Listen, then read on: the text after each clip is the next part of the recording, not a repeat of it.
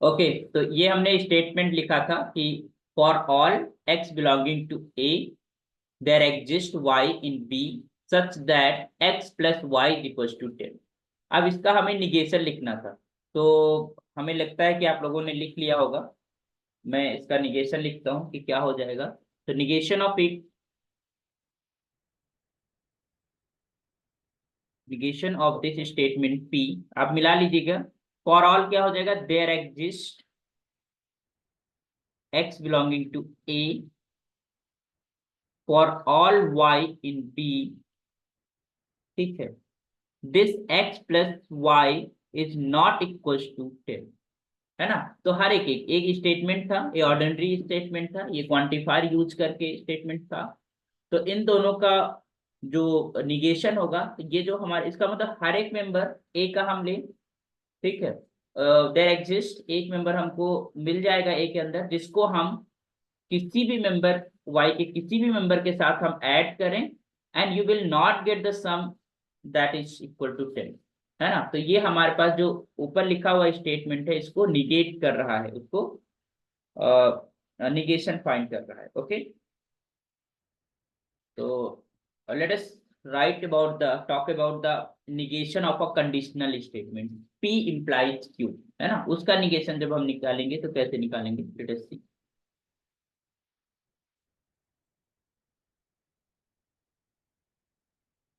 negation of the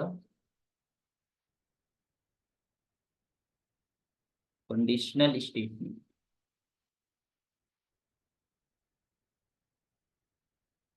p implies,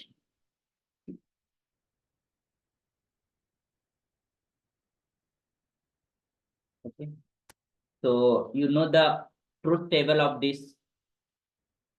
implication, है ना। तो आपको पता है, अगर ट्रूथ टेबल हम बना लेते हैं छोटी सी, तो हमें देखने में आसानी हो जाएगी कि कैसे होता है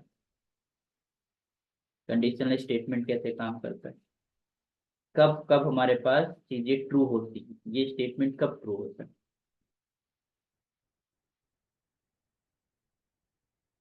So this writing here, this is your p, this is your q, and this is your p implies q। Okay, so if this p is true, है ना, then definitely, क्योंकि p q को imply करता है and this is true, then whole statement will be। अब मान लो कि हमारे पास फर्स्ट स्टेटमेंट ट्रू ट्रू हो गया, बट सेकेंड स्टेटमेंट फॉल्स हो गया, है ना। मतलब देखिए, पी क्यू को इम्प्लाई करता है, मतलब जब जब पी एग्जिस्ट करेगा तब क्यू भी एग्जिस्ट करेगा, बट क्यू एग्जिस्ट नहीं कर रहा है। इसका मतलब ये जो टोटल कंडीशनल स्टेटमेंट है, जो पूरा का पूरा कंडीशनल स्टेटमेंट है, ये क्या हो जाएगा, फॉल्स हो जाएगा। है ना, ये हमारी जो बातों को निगेट कर दे रहा है ना। तो दैट विल बी फॉल्स। हाँ, अगर हमारे पास पहला फॉल्स हो जाए और ये ट्रू हो जाए, तब भी हमारे पास ये ट्रू स्टेटमेंट हो जाएगा, क्योंकि हमारे फर्स्ट स्टेटमेंट पी के ट्रू होने या फॉल्स होने से क्यू के ऊपर बहुत ज्यादा फर्क नहीं पड़ेगा, क्योंकि क्यू ट्रू भी हो सकता है ना। तो this whole statement will be true, and if both are false तब भी ट्रू। है ना। तो ये हमारे पास काम करता है क्या, कंडीशनल स्टेटमेंट, इसका ट्रूथ टेबल ऐसे बनता है और इस तरीके से काम करता है। इट मीन्स कि ये फॉल्स पूरा स्टेटमेंट तभी होगा जब पी ट्रू हो जाए और क्यू फॉल्स हो जाए। है ना, मतलब कह सकते हो कि पी है, वहां पर पी एग्जिस्ट कर रहा है, बट हमारे पास क्यू स्टेटमेंट एग्जिस्ट ही नहीं कर रहा, वो फॉलो नहीं हो रहा। इसका मतलब कि हम जो बात कह रहे हैं वो हमारी बात गलत हो गई, वो इम्प्लाई नहीं कर रहा, पी क्यू को इम्प्लाई नहीं कर रहा। इसका मतलब whole statement will be false. In other cases, other all cases, this statement will be true. तो ये भी आपको ध्यान रखना है। So if you just writing in language, if we can say, if hypothesis, if hypothesis is false plus conclusion is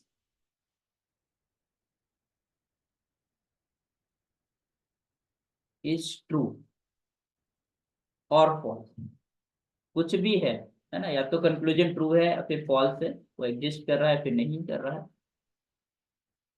in both the cases conditional statement will B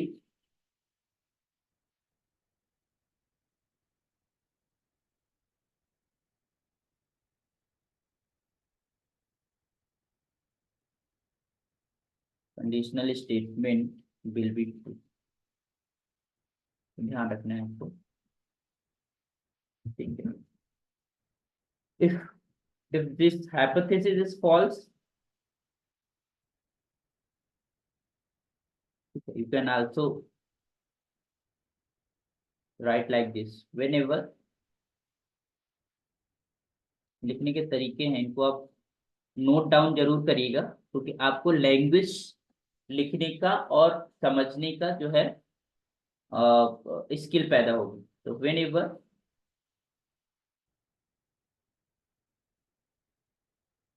hypothesis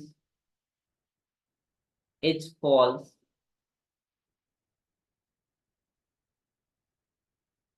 conclusion is true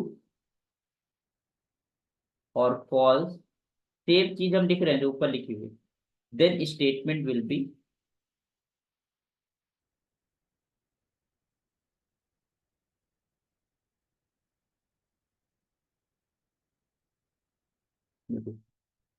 okay.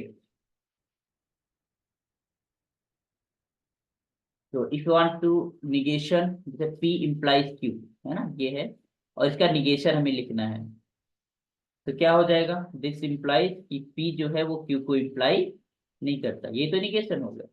तो it means that कि P is true, P तो true है ना, but Q जो है वो false है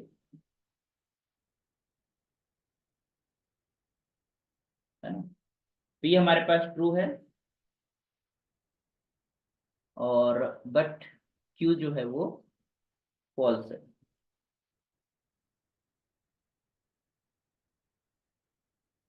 तो लेट अस राइट कि हम एक स्टेटमेंट लिख लेते हैं, if I am just writing, if India win the World Cup,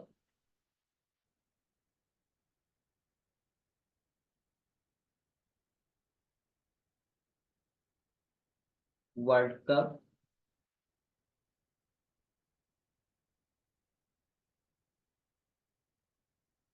I will be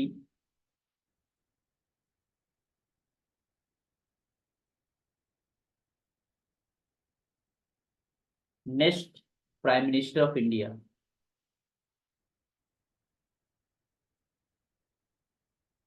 है ना, कि अगर हमारे पास इंडिया वर्ल्ड कप जीतती है तो हम नेक्स्ट प्राइम मिनिस्टर हो जाएंगे।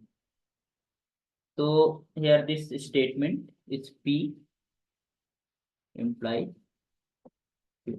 हाँ मान लो इंडिया वर्ल्ड कप जीत गई और हम प्राइम मिनिस्टर नहीं हुए, है ना, तो ये निगेशन हो जाएगा कि भाई वो हमारी बातें जो हमारे जो इम्प्लाइज चीज थी वो चीज फुलफिल नहीं हो रही। ओके। तो आई होप तो कि निगेशन ऑफ जो कंडीशनल स्टेटमेंट है उसको समझ में आया होगा। एक बहुत फेमस जो रिजल्ट है उसकी बात कर लेते हैं, क्वांटिफायर उसका फिर निगेशन लिखने की कोशिश करते हैं। यहाँ तक आपको समझ में आ गया सभी लोग को? प्लीज आप बताएं, यहाँ तक कोई डिफिकल्टी कंडीशनल स्टेटमेंट का निगेशन लिखने में? डिफिकल्टी एस में या नो में?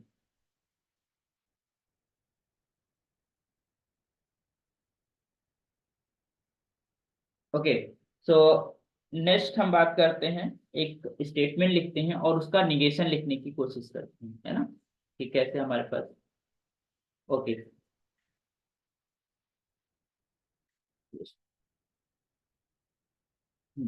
तो let us right a famous definition of a continuous functions। तो अ फंक्शन, और इसको निगेट करने की कोशिश करते हैं कि कब फंक्शन हमारा कॉन्टिन्यूस नहीं होगा, है ना। तो a function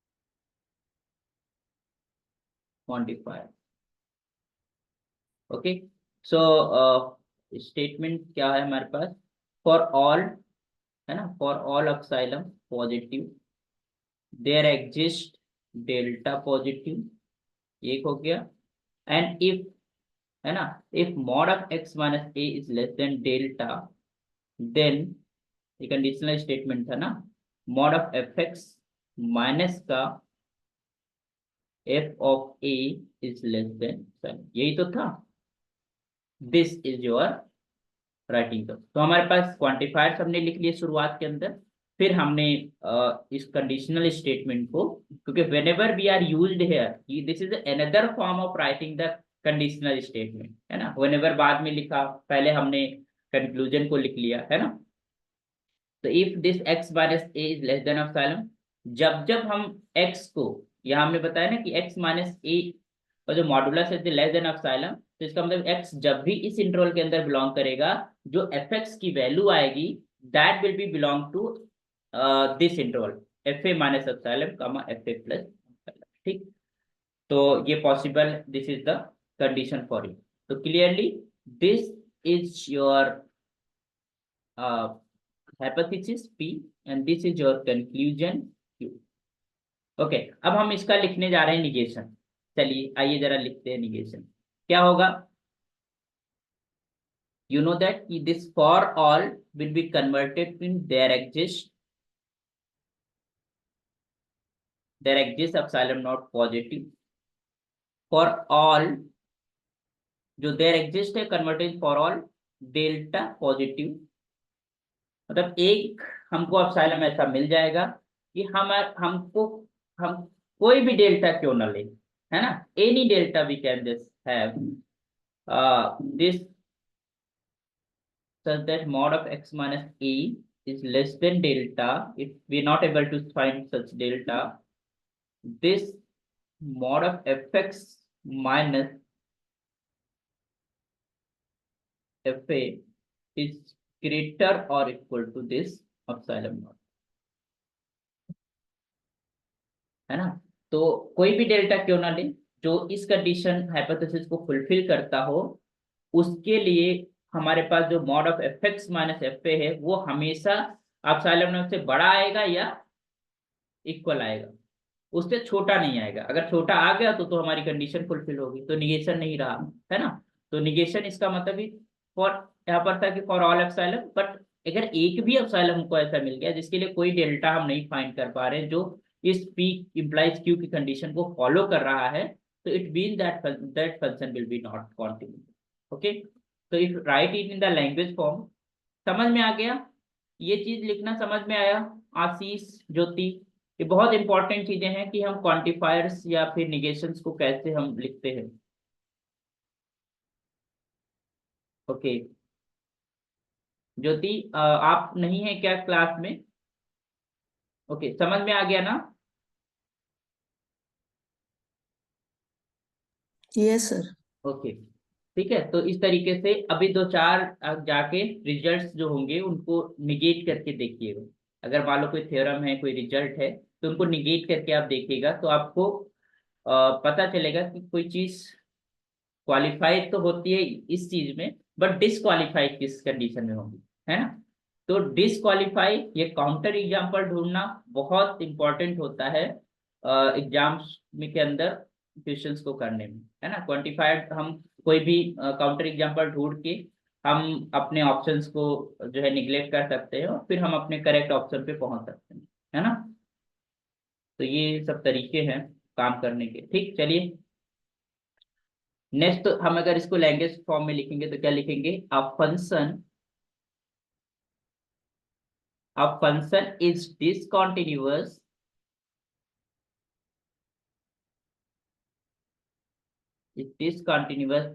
at a point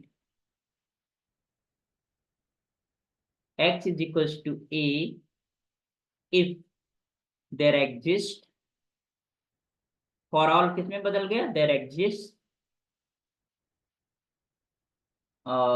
epsilon not positive such that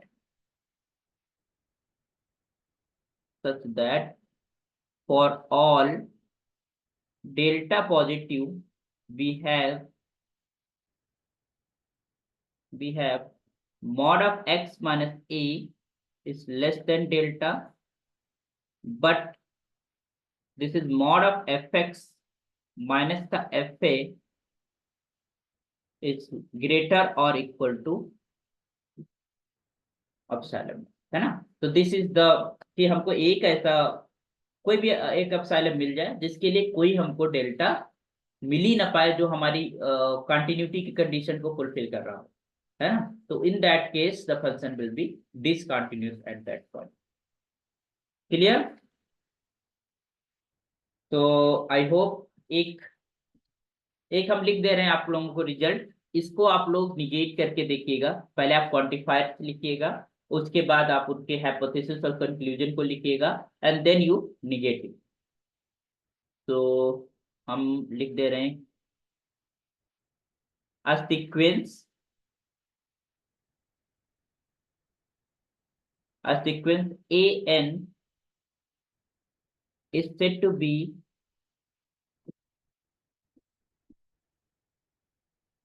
said to be convergent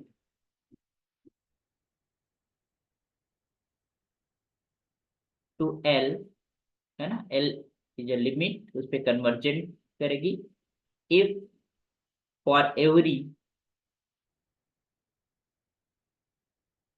every epsilon, है ना, लिखते हैं ना, कितना भी छोटा क्यों ना हो, however small,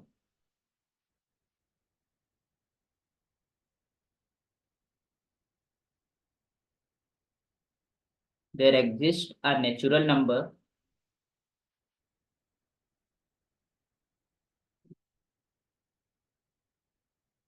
n naught such that mod of an minus L is less than epsilon for all n is greater equal to n naught। ठीक है। तो आपको इसको आपको निगेशन करना है, ड्यूअल निगेशन इसका फाइंड करना है। अगर हम, तो सबसे पहले आप इसको क्वांटिफायर फॉर्म में लिखेंगे, उसके बाद तो इसका आप सभी लोग लिख के हमें ग्रुप के अंदर आप एक फोटो क्लिक करके भेजिएगा कि इसका जो निगेशन होगा वो कैसे बनेगा। ठीक है, गॉट इट, समझ में आ गया। This is your homework, homework बोलते हैं इसको, हाँ होमवर्क, HW। वैसे भी घर ही पे है आप लोग, है ना।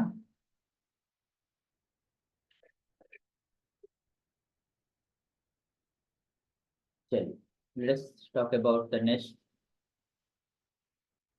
डी मॉर्गन्स लॉ की हम बात कर लेते हैं, है ना। नाम सुना है सभी लोगों ने।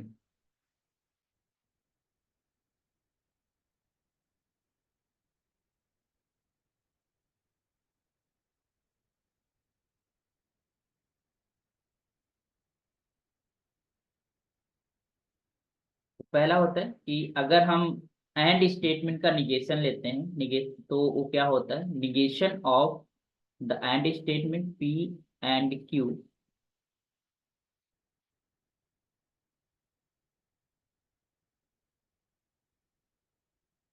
तो P एंड Q का अगर हम निगेशन लेते हैं तो that equal to negation of P or negation of Q। ठीक है। दूसरा जो डिमॉर्गन्स लॉ है, that is negation of the P or Q is just equal to negation of P and negation of Q। Clear. तो जैसे अगर आपको negation निकालना है, if you want to negation of this x greater equal to 4, है ना, तो you know that यहाँ पर जो x is greater equal to 4 जो लिखा है, this is short form of or statement, है ना। और स्टेटमेंट का शॉर्ट फॉर्म लिखा हुआ है, तो इसको हम कैसे लिखते हैं, इट मीन्स दैट कि x is greater than 4 or this x is equal to 4। Clear. तो इट मीन्स अगर इसका हम निगेशन लिखेंगे तो दो स्टेटमेंट है ना, this is your P and this is your Q. तो what we will do with this, negation of x is greater than 4। अब ये चीज and this is negation of x is equal to 4।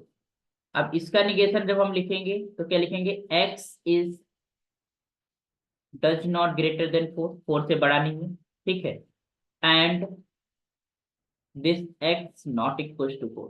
तो हम x को हम 4 के equal भी नहीं लेना है और 4 से बड़ा भी नहीं लेना है, तो क्या हमारे पास बचा x जो ले सकते हैं, तो x इज लेस देन 4। इसलिए x का जो greater equal, x is greater equal to 4 का जो निगेशन होगा या नॉट दैट स्टेटमेंट जो निगेशन होगा, that is your x is less than 4 हो जाएगा।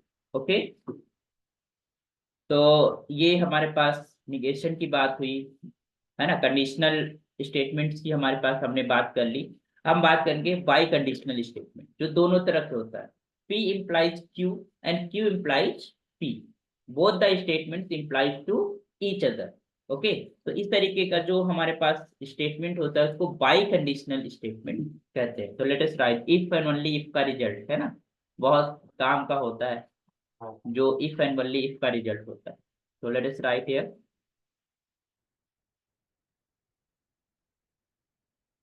By conditional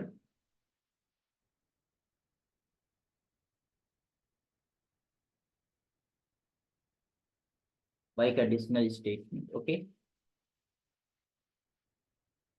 so what is this, this statement is P if and only if Q, तो ऐसे लिखा जाता है ना, P P statement if and only if Q statement, है ना। इसका मतलब ये है कि दोनों एक दूसरे को इम्प्लाई करते हैं, P implies Q and Q implies, ठीक है। तो you can just say like this, कि when P if Q, this implies this is Q implies P, ठीक है। तो यहाँ पर Q एज ए हाइपोथेसिस है, this is Q is hypothesis. आपको ये भी समझना बहुत जरूरी होता है कि कौन कंक्लूजन है, कौन सा कंक्लूड हो रहा है, कौन सा कंक्लूजन निकल रहा है, कौन सी हाइपोथेसिस है उसके अंदर, कौन सा रिजल्ट है और कौन सी कंडीशन हमें चाहिए। Q implies P, है ना, and P implies Q, both together is form this, this P implies from both sides, ठीक है। तो इसको भी ऐसे भी लिखा जाता है, P if and only if in the short form Q। इसका मतलब होता है if and only if।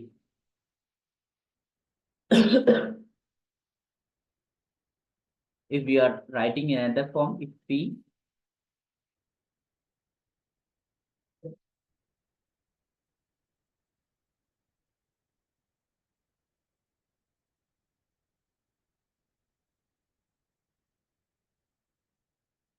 ठीक है, if you are writing a Q if P, ठीक है।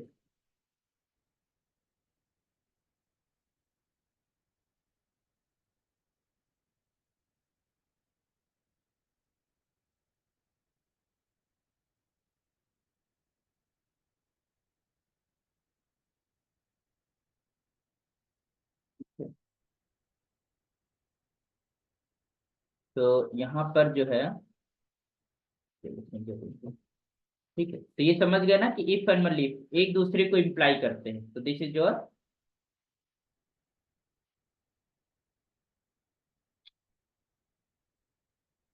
ये व्हेन हटा दो, यहाँ पर व्हेन गलत लिखती है, हम क्यों पहले लिखने जा रहे थे, ठीक है। तो P इफ Q, है ना, तो Q अगर हम हाइपोथेसिस एग्जिस्ट करती है तो P कंक्लूजन हो जाएगा हमारे पास, ठीक।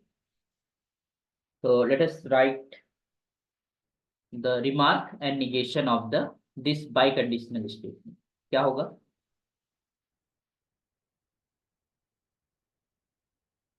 देखिए।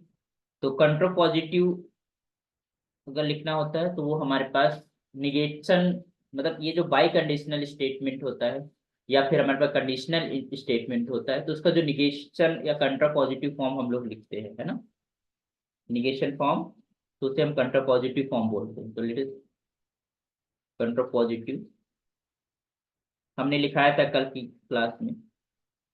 कंट्रा positive is defined for the conditional statement,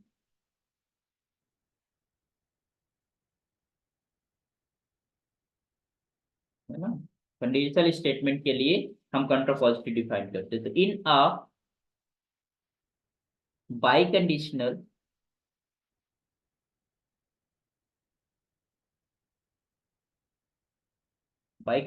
statement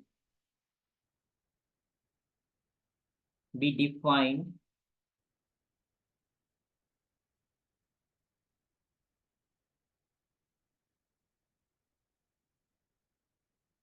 contrapositive of both the statements,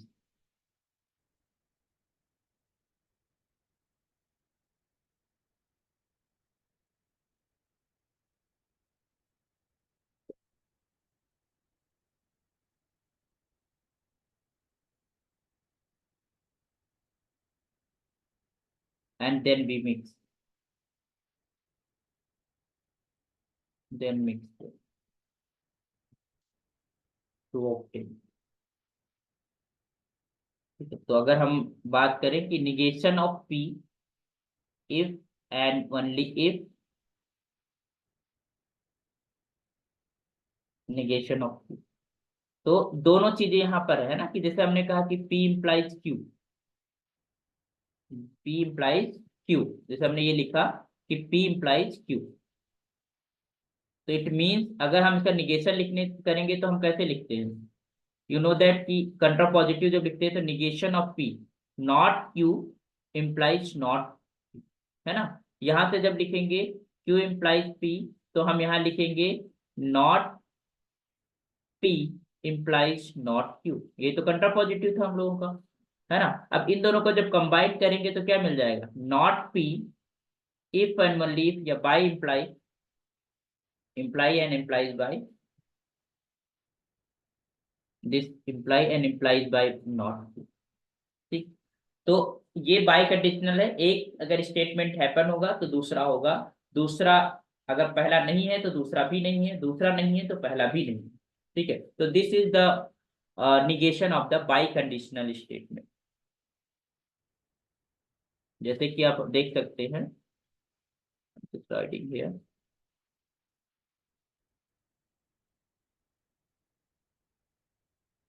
ठीक है, स्टेटमेंट लिख लेते हैं ताकि समझ में आए एग्जाम्पल के तौर पे। A sequence of real numbers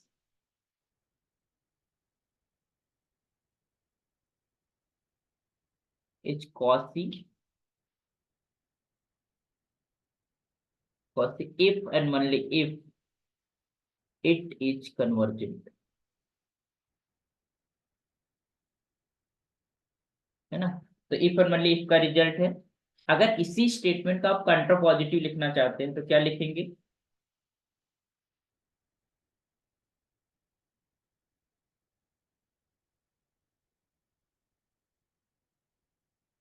a statement, a sequence is of real numbers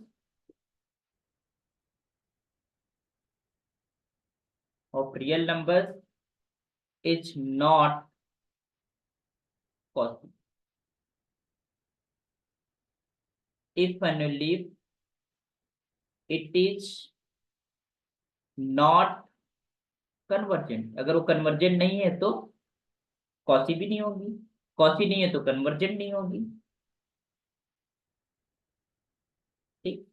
तो this is the कंट्रा positive of this statement, okay. तो आई होप चीजें समझ में आई होंगी, है ना। और कंट्रा पॉजिटिव जो स्टेटमेंट है वो बहुत इंपॉर्टेंस रखता है जब हम किसी भी कंडीशनल स्टेटमेंट की बात करते हैं, तो बहुत सारी चीजें हमें काउंटर पॉजिटिव से समझ में आ जाती हैं, है ना। तो जब हम थ्योरम्स या रिजल्ट्स पढ़ रहे होंगे तो उसके दौरान हमें इन चीजों को निगेट करना, क्वांटिफायर्स का यूज करना, ये कैसे यूज हुए हैं, किस फॉर्मेट में यूज हुए हैं, वो सारे फॉर्मेट्स को बहुत जानना जरूरी होता है। तो आई थिंक कि ये जो एक या दो लेक्चर हमने लॉजिक कैलकुलस के ऊपर लिया है, इसमें बहुत सारी चीजें आपको आइडेंटिफाई हुई होंगी कि हमें लैंग्वेज जो मैथमेटिक्स की होती है वो कैसे काम करती है। अब आपको क्या करना है, आपको स्टार्ट करना है स्टैंडर्ड प्रॉब्लम्स को रीड करना और उनको अंडरस्टैंड करना है कि वो क्या कह रही है। आप भले उनको सॉल्व न करें, सोल्यूशन उनको नहीं फाइंड करना है आपको, आपको दो तीन बार उन चीजों को पढ़ना है। ठीक है। तो आई होप कि आप सभी लोग इस काम को करेंगे कि जो स्टैंडर्ड जो एनबीएचएम में प्रॉब्लम्स आई हुई हैं या टैफर में आई हुई हैं या सीएसआईआर नेट की प्रीवियस ईयर प्रॉब्लम्स हैं, उन सारी प्रॉब्लम्स को आपको रीड आउट करना है। उसमें कहीं अगर क्वांटिफायर यूज हुआ है, वहां पर कहीं कंडीशनल स्टेटमेंट यूज हुआ है, तो आप उनको सेपरेटली लिखें, उनको एनालाइज करें प्रॉब्लम्स को। ओके। तो आई होप कि चीजें समझ आ रही हैं। तो हम जो है मीटिंग को एंड कर रहे हैं। ओके।